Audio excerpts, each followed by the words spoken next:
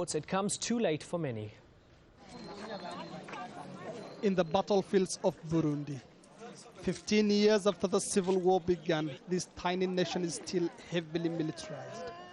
With a ceasefire they earlier signed in tatters, government soldiers and rebels of the Forces for National Liberation, FNL, the last of Burundi's rebels, clash on a daily basis. Thousands have been displaced in the past few weeks. Most of them seek shelter in towns like this one, secured by government forces. This woman is one of the displaced, saying she has lost count of the number of times she has had to flee for her life. She pleads for an end to the war. What are the leaders doing to get us peace? Hurry up and end the conflict. We are dying of hunger by the roadsides. Civilians are often the victims as most of the duels take place in their midst. This house, which is in the middle of the conflict area, was burnt when the government soldiers clashed with the rebels.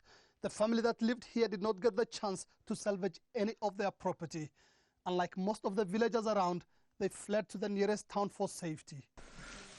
Neyman Patrice, the owner of the house, has come back to check on her compound and crops.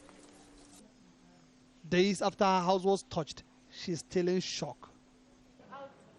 But relief could be in sight for Burundians. Talks between the government and the rebels are now underway in the capital, Bujumbura. The venue is heavily guarded by African Union peacekeepers. The rebels are seeking a greater say in the military and the country's political affairs. The government is not serious. It has been playing games. They have now realized that they need to sit down and talk. We caught up with Burundian President Pierre NKURUNZIZA as he traversed the countryside, selling his policies to the people. Unlike the rebels, he is hopeful that his country's troubles will soon end. And what is very important is not the problems. The very important is to resolve them. And we are sure that in a few, we have the hope we are going to make our best to find a solution and must implement the ceasefire quick. Observers say he will have to give lots of concessions to the rebels before peace is finally realized. He will have to do that, they point out, or else Burundi will have little to rejoice about.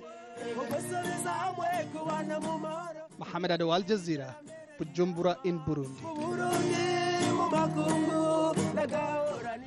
Zimbabwe's opposition leader Morgan Tsvangirai has just arrived back in the country to prepare for the presidential run.